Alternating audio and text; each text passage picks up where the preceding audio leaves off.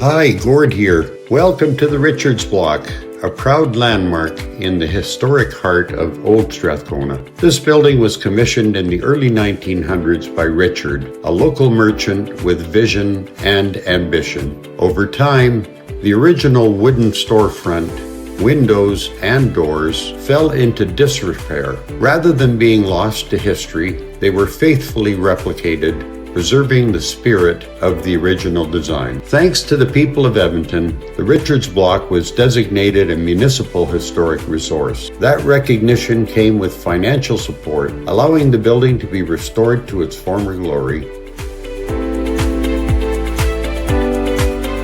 Today, the replica windows, installed in two different decades, look nearly identical. Protected from neglect and deterioration, they stand as a testament to craftsmanship and care. Just another shining example of how modern technology can be seamlessly integrated into century-old architecture. Permaseal, a great job every time.